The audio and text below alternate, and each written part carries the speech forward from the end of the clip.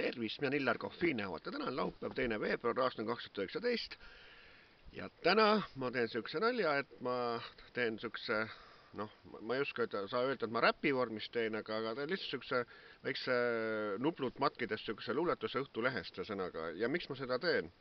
Sellepärast, et kui Õhtulehel olen saadud pidevalt oma neid Illar Kohvi meedia blogist neid linke sõnaga, et noh, et ka midagi kajastada, aga ei, nemad ei kajasta Illar Kohvi, selle asemel on igasugune muud kuradi seksid ja muud jurad või sõnaga, mis midagi väärt ei ole, on seal nagu sees. Aga mida nagu vaja oleks kajastada, seda ei ole. Ja miks ma jälle selles luuletuses kirjutasin, et kuulus kirjamees Illar Kohv, sellepärast ma olengi kuulus. Mina alustasin oma kuulsusrikast kirjamehe teed kuskil, no nii 17-18 aasta, nüüd see aasta on 53 sõnaga, nii et kaugelt üle 30 aasta, nii et olen nii-öelda, noh, kui ütleme nimetatakse neid superstaar ja staari, nii et olen vähemalt staarkirjanik, kui mitte superstaarkirjanik sõnaga, nii et aastakümnete jooksul saadakse staarideks ja superstaarideks, ütleme nii. Ja mind on parodeeritud Viglasõus ja nii, et üle Eesti olen tuntud, nii et sellepärast ma seda kuulsat kirjamehe nimega seal kasutasin, aga nüüd lähme kohe vaatama, kuidas siis see luuletus välja näeb. Niisiis. Jah, vaatasin Õhtulehte ja mõtlesin, mis viga, kuulsas kirjamehest Illar Kohvist pole lehes jälle mitte üht rida.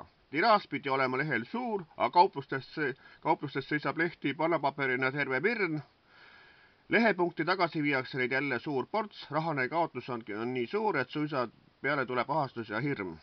Õhtulehte toimetab erinevat tegelasi üle 100, tekib küsimus, et kas neid sinna nii palju on vaja. Ikka ja jälle on lehes üks ja sama tegelaste top 10, kajastatakse seda, mida kellegile pole vaja. Kahjuks sellest kõigest ei saa aru toimetuse grupp, ikka ja jälle keedetakse lehes valmis üks lahja ja maitsetu supp. Jah, vaatasin Õhtulehte ja mõtlesin, mis viga, kuulsas kirjamehest Illar Kohvist pole lehes jälle mitte üht rida. Tiraas pidi olema suur, aga kauplustes seisab Õhtulehti terve virn. Lehepunkti tagasi viiakse neid jälle suur ports, rahale kaotus on nii suur, et peale tuleb suisa ahastus ja hirm.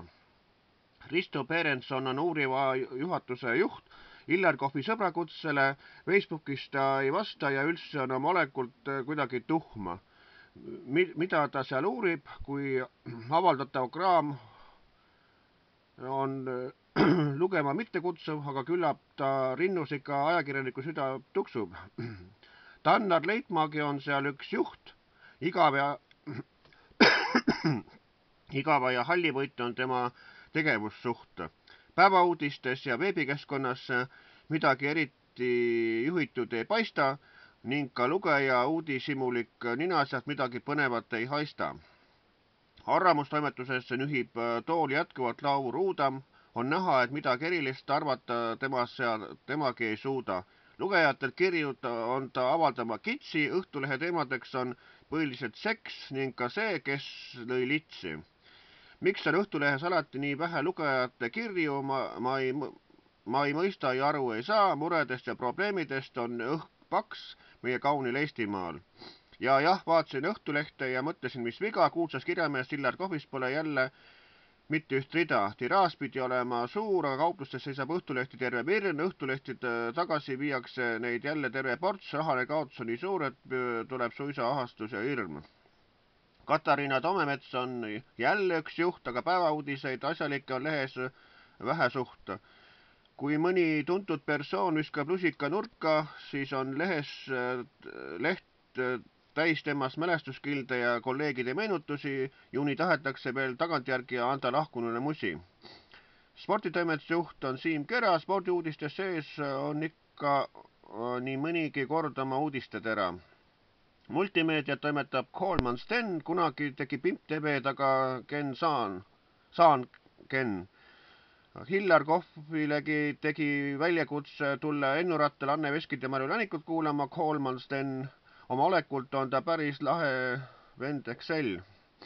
Aldo Luud on samuti lahe mees, käinud on ta ka Tartus asuvas Zodiaagi keldribaaris sees ning teinud vahvad lugusid Tiit Seiki Ainsalu Illar Kohvi ühissõus ning sellestki, et Tiit Seiki sulasid püksid tooli külge kinni, pükste tootjatel aga vedas, kedagi ei pandud sita tehtu eest kinni.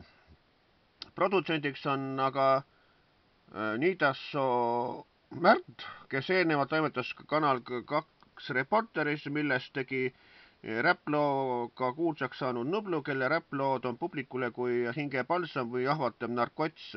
Mõni noor aga ütleb kindlasti Nublu lugu vaadates, et oh sapsts. Mainimata on juhtidest veel pealik Martin Smutov ja juhatusesimees Erik Heinsaar kui Õhtulehe juhid, aga tahaks küsida neilt otse, et kuhu sa lehe otsa pidi juhida. Nublul oleks aeg teha ka räpp Õhtulehes ning küllap selle tekst tuleks väga ehe ja lahe. Ja jah, vaatasin Õhtulehe, mõtlesin, mis viga, kuulsas kirjamees Illar Kohvist pole jälle mitte üht rida ja noh, nii edasi, eks ole, et jah, selle kohta ma ütleks tõesti niimoodi, et näed siin Risto Perensonil saatsin sõbra kutse, aga see pole teda vastu võtnud, kas ta üldse Facebookis käib, kui on ise küsimus, see selleks. Aga et Õhtulehes on neid erinevaid osakondade juhte, see on niivõrd palju, aga ma ei saa aru, mida nad juhivad, kui seal midagi asjalikku lugeda ei ole. Et jah, et selline niinimetatud räppluuletus või noh, mina räppi teha ei oska, aga tegin siukse matkides Nublut, siukse lõikse luuletuse, et selline ta sai ja nii ütlen mina, Illar Kohv Piinavalt.